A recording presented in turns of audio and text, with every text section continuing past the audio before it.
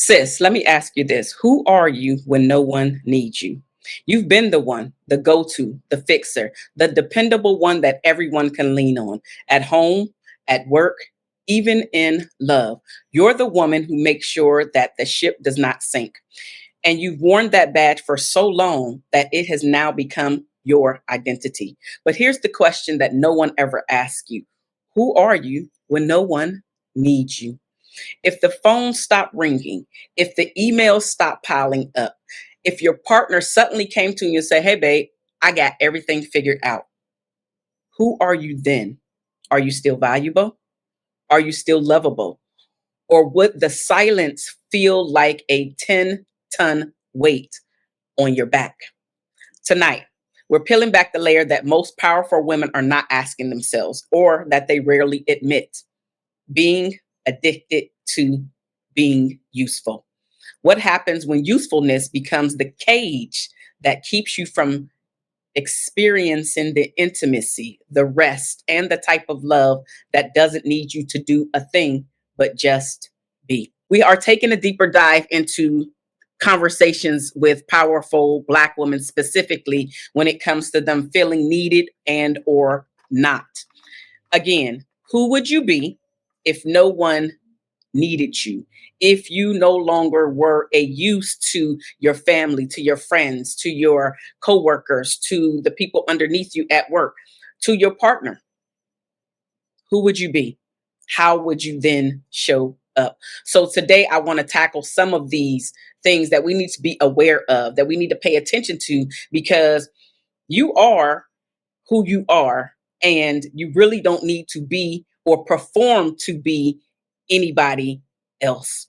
So, with that being said, one of the things that came to mind was this invisible fear that you may have experienced before but haven't leaned into.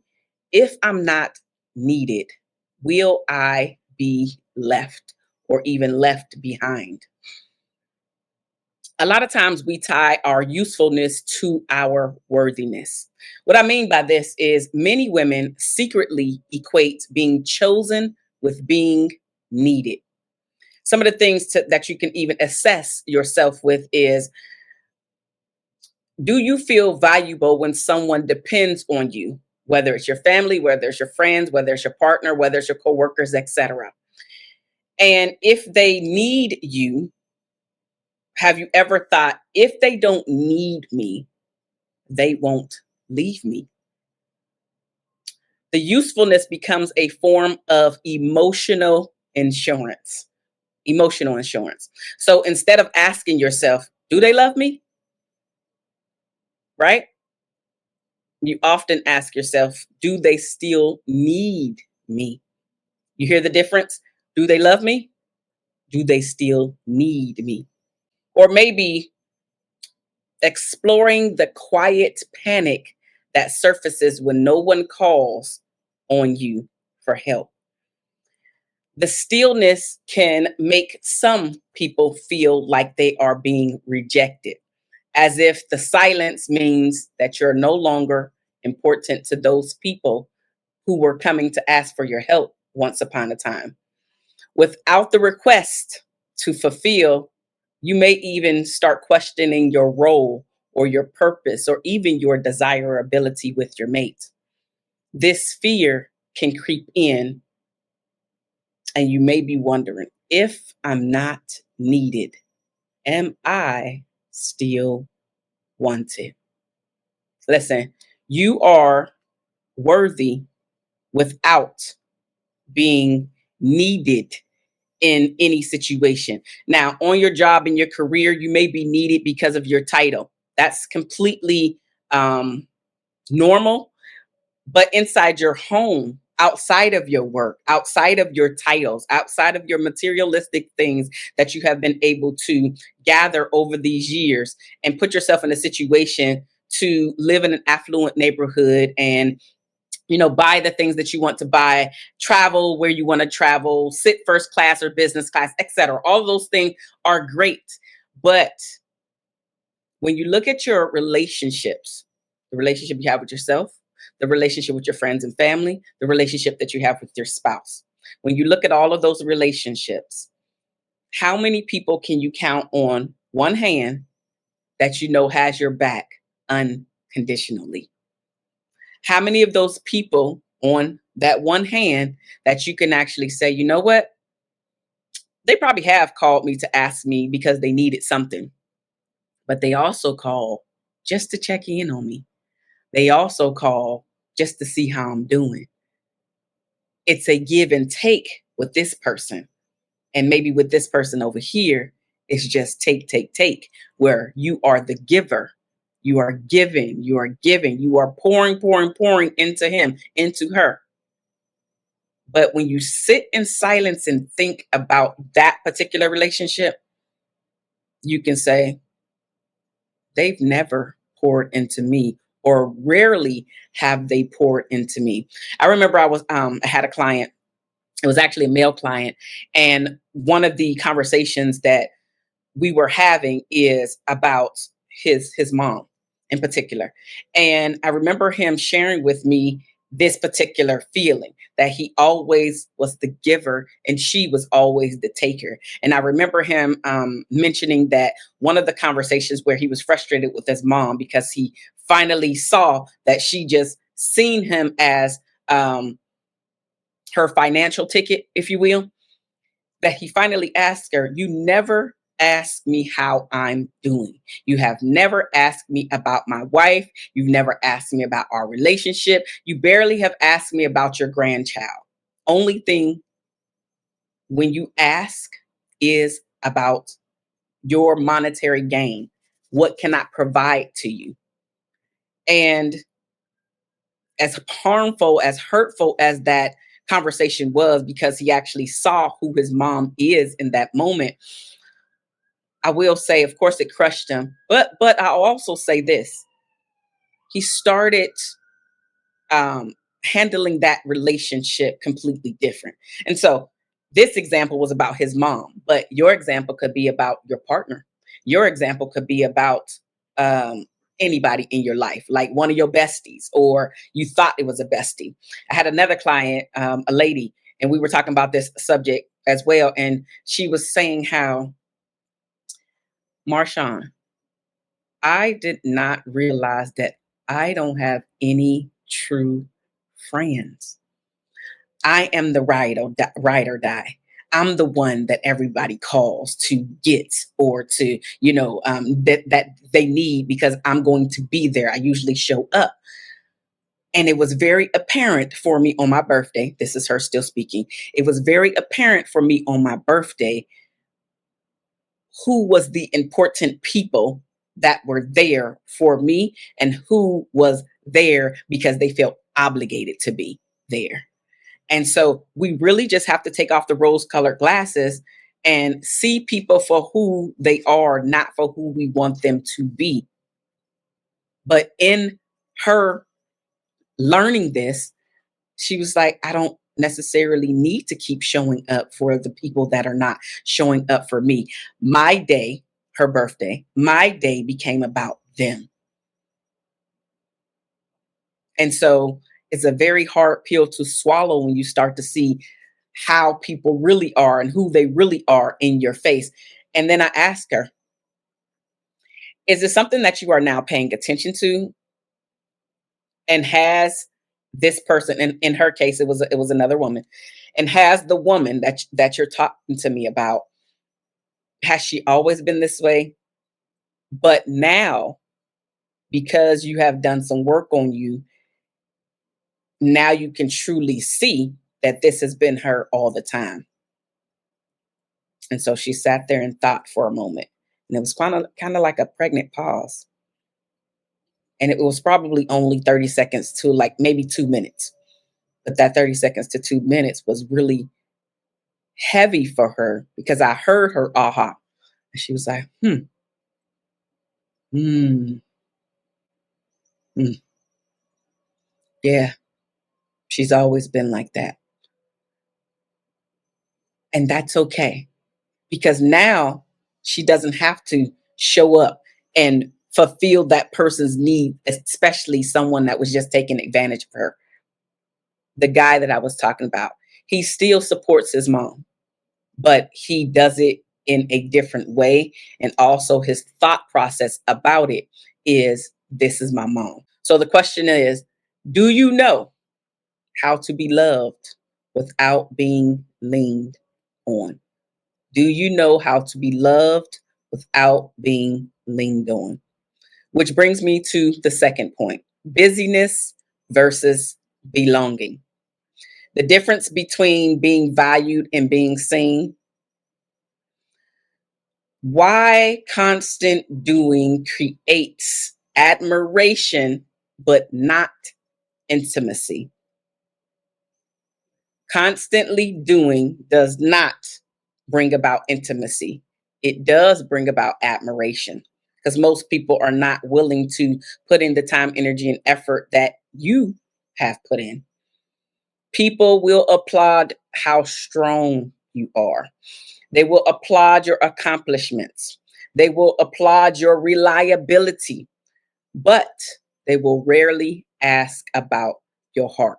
Remember, I was just talking about my male client and how he was talking about his mom. And you've never even asked me these questions when we talk on the phone.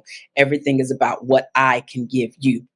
Think about your circle. Think about everybody in your circle. Your parents are in your circle. Your siblings are in your circle. Just because they're blood related does not mean that we have to tolerate the things that they are bringing into our world. We still have to set boundaries with our blood relatives, as well as our friends, as well as our coworkers, as well as our boss, et cetera, et cetera. You still got to set those boundaries, because people are only going to treat you the way that you allow them to treat you. So it's a matter of how you want to be treated. You will get recognized for your contributions, yet that recognition does not translate into that deeper connection, the thing that you are craving, which is that deeper connection. It doesn't translate into that. It's just a matter of, again, being taken advantage of. And none of us want to be taken advantage of. None of us. Who wants to be taken advantage of? I don't. Your productivity wins praise, right? Oh my God, you're so reliable. Your accomplishments, woo woo rah rah. But it often builds a wall instead of a bridge to genuine closeness.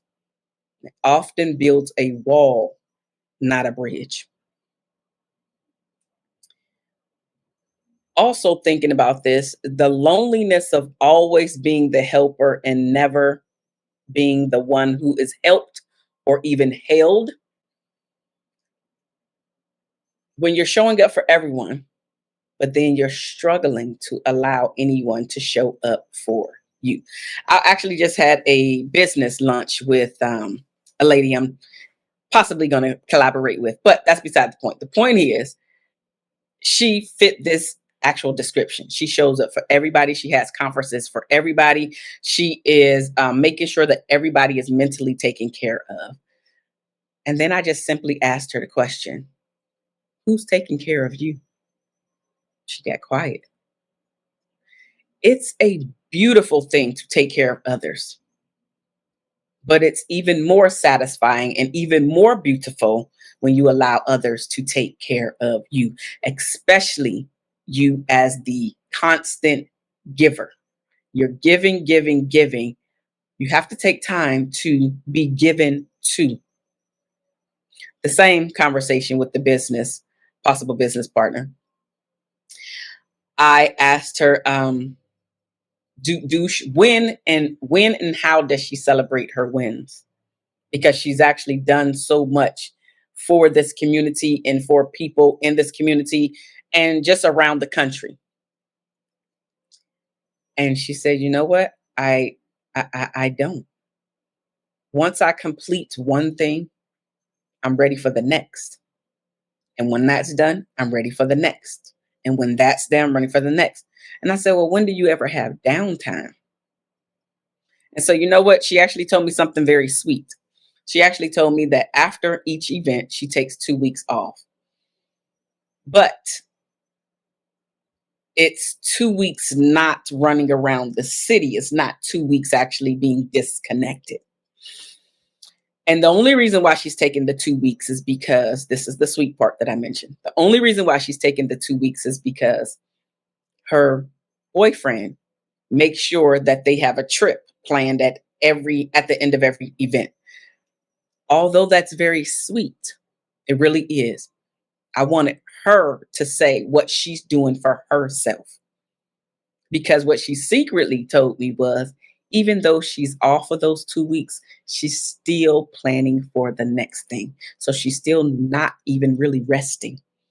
She's a part of this usefulness identity that I'm talking about here today. For high-powered Black women, you're already chosen. You're already special. You're already worthy. You're already beautiful. I know this about you, and I don't even know you. The question is, do you know this about you already? That's the question. Because, baby, if somebody always has to tell you about you, if someone always has to feed into you without you feeding it to yourself, you are always going to be looking for outside forces to make you feel good about you. You don't always have to be needed to feel like someone has to use you in order for them to love you. Because just because they use you does not mean that they love you. Being able to fully disconnect so you can truly recharge who you are and how you're showing up so you can continue to give to the next person. That's something that each of us need, which leads me to the next thing: stillness as a mirror, right? That's that silence I talked about earlier. What comes up when the noise stops? Many people are scared of the noise stopping. That's why we have so many of these distractions. And can I tell you, most people have issues at night when the world is quieting down and those things start to come up. Did you know? Fun fact, but not really fun. A lot of suicides are committed in the night or in the wee hours of the morning when this quiet or stillness or silence is occurring. It's because of all of the things that are coming up that during the daytime we can shut them down, we can escape them, but they don't go away until we face and are able to sit in silence. All of these things will still come up and find a way to haunt us. Okay. Many women distract themselves with busyness so they don't have to come face to face with themselves.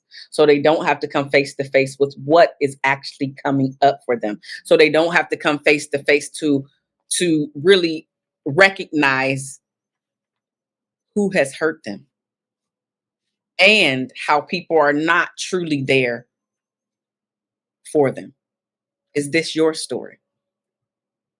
How are you when the stillness comes in the depths of the night? Can you sleep? Do you have insomnia? Are you struggling with the busyness because you don't want to deal with all of the things that are coming up for you? When you are keeping a full schedule, this could become a way to avoid the uncomfortable questions about love, about your self worth, about loneliness that constantly resurface day in and day out, but especially, as I mentioned, in the wee hours of the morning. Achievements and to do lists create a false sense of control, masking deeper unmet needs.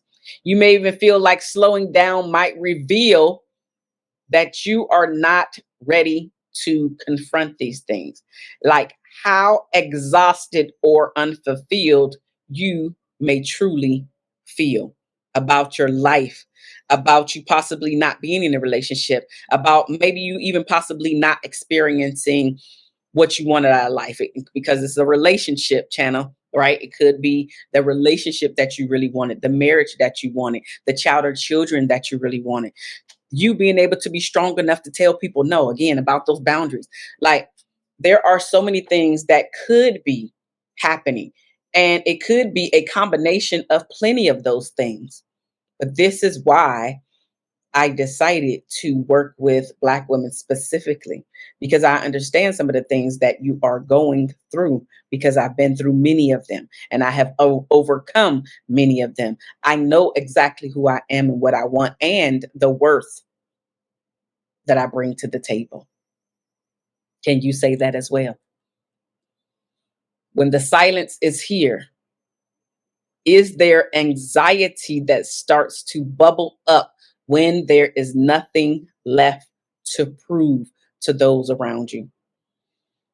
Ask yourself, without another milestone, deadline, or project, are you going to feel lost? Maybe even asking yourself, who am I without what I do? The funny part is that your body may even resist the stillness. You may find yourself fidgeting a whole lot or reaching for a distraction to escape the discomfort. The distraction could be social media. The distraction could be the constant scroll. And I know I just said social media, but it could social media could you could be jumping all around. But the scroll, the hours of being sucked into it. I've been there. And it's not so much for me nowadays, it's not so much that I'm trying to escape. It's just one good video, the algorithm gets you one good video, the next good video. Before I know it, I'm like, oh my God, it's an hour and a half. It's 2 hours. I've been laying here trying to go back to sleep and I've been scrolling for 2 hours. What else could I have done in those 2 hours? I could have sat still and silent and actually maybe it's time for me to meditate, or maybe it's time for me to say a prayer to God and actually relinquish the things that I'm carrying that is so heavy on me. Now, most of the time, I'm not thinking about anything when it comes to running away from anything. My mind running is busyness from other things, but it has nothing to do with my self worth at this point in my life. But maybe yours is. Maybe yours is. And so I really love to lean on God, who has the power, who already has the blueprint, who already knows how my life is going to turn out, who actually told me I didn't create worry for you. So there's no reason for you to be worrying. It's just not. Beneath the anxiety is often the grief of the years that you spent proving instead of simply being. So here's my invitation to you. Instead of filling silence with doing, being busy, not settling down, I would like for you to practice listening to the whispers of who you really are.